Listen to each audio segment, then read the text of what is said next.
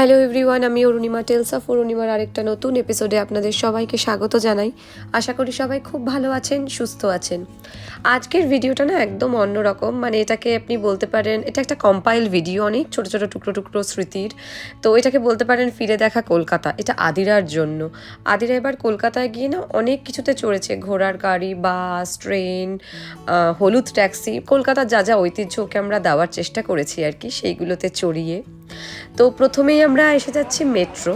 তো আবার ডানলপ থেকে একদিন সোনারপুর যাওয়ার সময়, মানে এটা একদম আদির অন্নপ্রাশনের আগে, তখন পুজো, দুর্গাপুজোরও মুহূর্ত, সেই জন্য শুনতেই পাচ্ছেন মেট্রো স্টেশনে দুর্গাপুজোর সেই ঢাকের আওয়াজ বাজছে।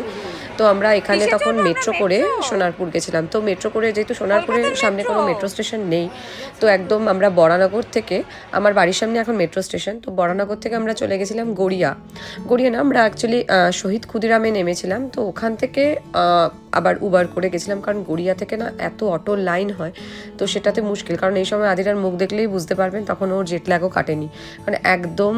আর আমরা দুপুর বেরিয়ে গেছিলাম, তো ওখানে একটু তাড়াতাড়ি পৌঁছানোর ছিল। পরের দিন যেহেতু অন্নপ্রাশন, তো অনেক কাজকর্ম ছিল, তো আমরা আগেই বেরিয়ে গেছিলাম। তো এটা হচ্ছে আদিরার প্রথম মেট্রোয় চড়া।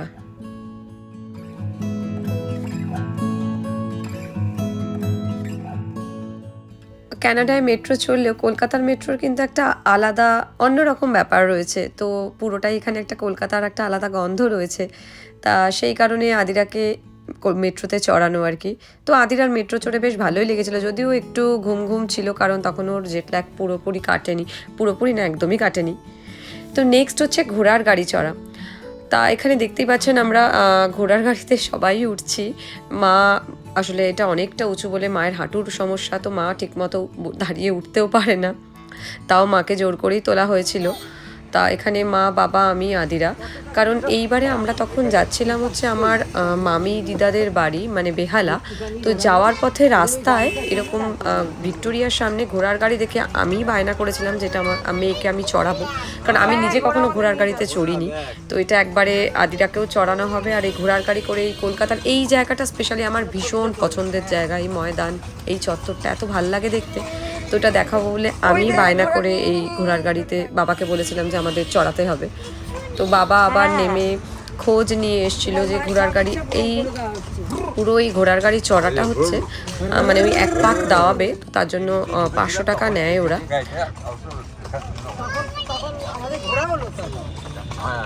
আবার আবার আবার এই দিক দিয়ে নিয়ে গিয়ে আবার ওই দিক দিয়ে যেতে হবে। এটা ড্রয়িং আরে টান দিচ্ছে না। হ্যাঁ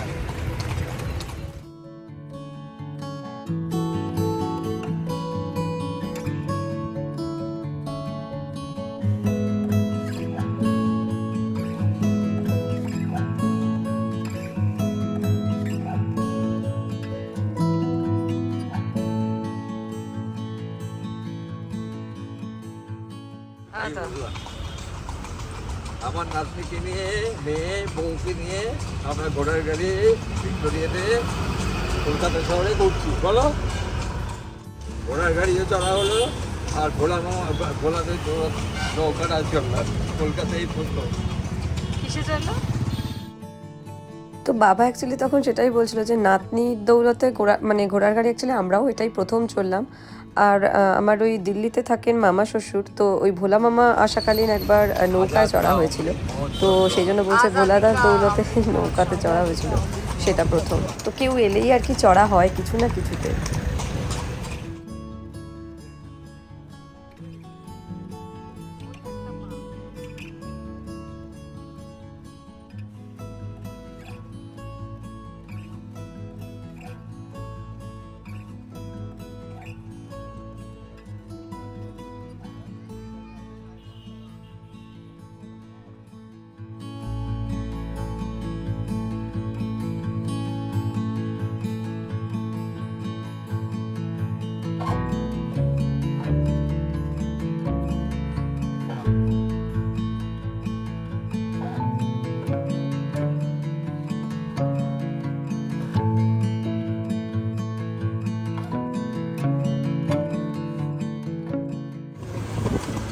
ভালো।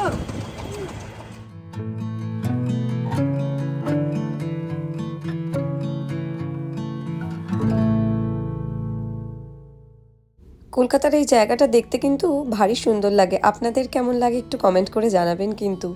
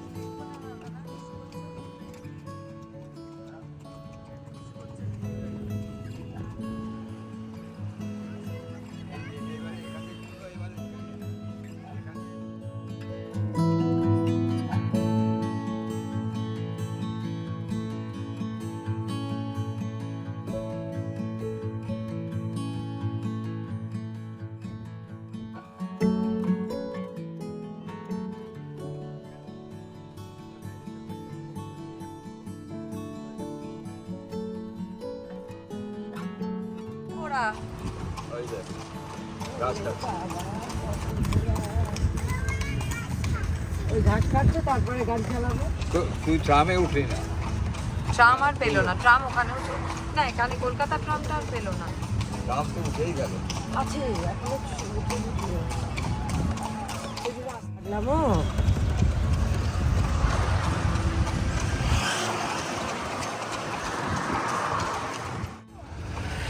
কাশি তুই কোথায় উঠেছিস? কি করে যাচ্ছ? তুই দিতে যাচ্ছ? ওরা কারা? কার গাড়িতে চড়েছো? বলো ঘোড়ার গাড়ি। মামা ঘোড়া কেমন করে ডাকে? হ্যাঁ এই বদল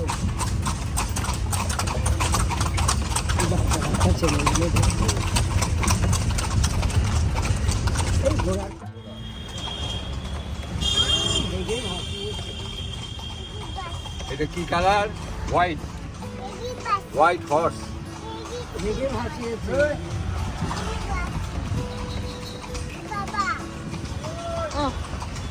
কন্য বাবু বাবু বাবু আয়া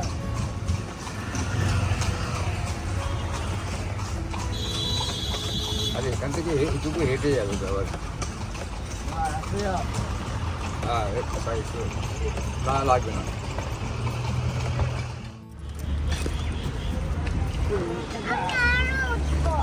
তুই দেখ। তো আদিরার কেমন লাগলো সেটা আর বলে দিতে হবে না, শুনতেই পেলেন যে ও বললো আমি আরও উঠবো। তো যাই হোক, তা এরপর আবার আমরা বেহালার দিকে স্টার্ট করে দিলাম। তো এই ভিক্টোরিয়ার এই জায়গাটা না দেখলে এটাই যেন পুরো কলকাতা বুঝিয়ে দেয়। তো নেক্সট হচ্ছে অটোতে ওঠা। তো একবার আমরা আমার ছোট পিসির বাড়ি যাচ্ছিলাম শিয়ালদা, তো সেই কারণে বাড়ির সামনে থেকেই বাবা বলে দিয়েছিল আদিরাকে অটোতে চড়ানো হবে বলেই এটা করা। তো এখান থেকে সোজা বরানগর স্টেশন, আর ওখান থেকে আমরা ট্রেনে করে শিয়ালদা গেছিলাম, তো যাতে আদিরার ট্রেনেও চড়া হয়ে যায়। তো বরানগর লোকাল, তো বাড়ির সামনে থেকে আমরা অটো করে আমি বাবা আর আদিরা গেছিলাম বরানগর স্টেশনে। তো এটা আদিরার অটোয় চড়া। এছাড়াও যদিও আদিরা প্রচুর ডানলপ থেকে অটোতে চড়েছে, অন্য সময়ও চড়েছে, কিন্তু এটাও প্রথম অটোয় চড়া ছিল।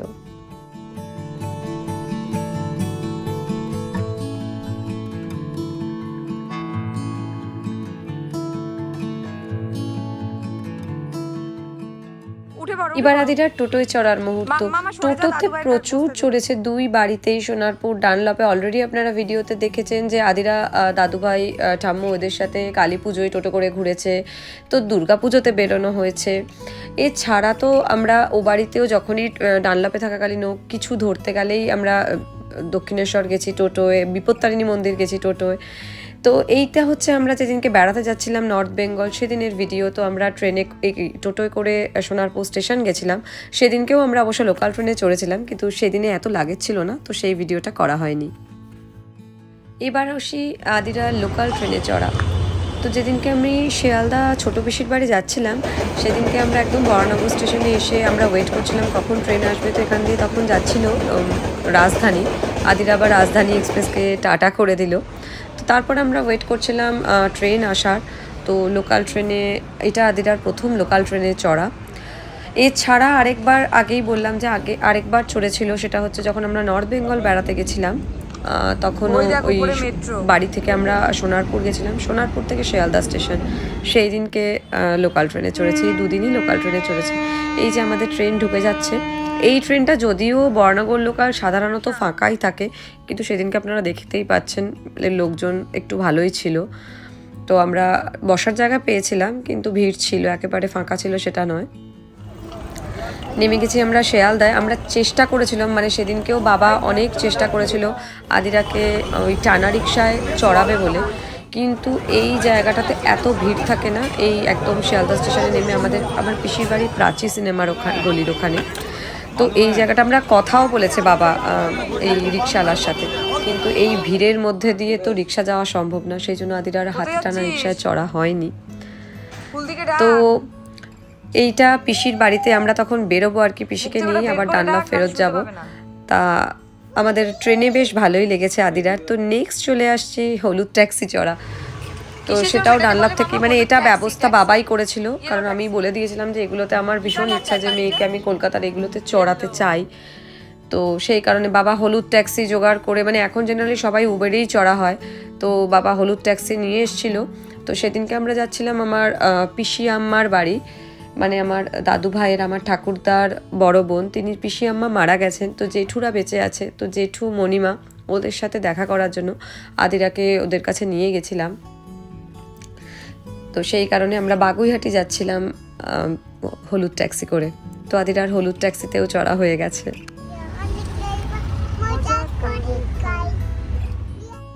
আর লাস্ট হচ্ছে বাসে ওঠা। তো এটা না দেখালেই নয়। তো আমরা ছোটো পিসি আমার বাড়ি গেছিলাম, তো সেখানে ঢাকুরিয়া থেকে গড়িয়াহাট খুবই ছোট শর্ট ডিস্টেন্স। তো সেইটাতে আমরা বাসে তুলেছিলাম আদিরাকে, কারণ খুব ভিড় বাসে আদিরাকে নিয়ে উঠে দাঁড়িয়ে অ্যাকচুয়ালি যাওয়াটা একটু অসুবিধা হতো। তো ফলে আদিরার বাসেও চড়া হয়ে গেছে। তো ভিডিওটা যদি ভালো লেগে থাকে তাহলে অবশ্যই লাইক করবেন আর কমেন্ট করে জানাবেন। আর যারা আমার চ্যানেলটা প্রথম দেখছেন তারা কিন্তু চ্যানেলটা সাবস্ক্রাইব করতে ভুলবেন না। সবাই খুব ভালো থাকবেন, সুস্থ থাকবেন। দেখা হবে নতুন একটা ব্লগে। টাটা।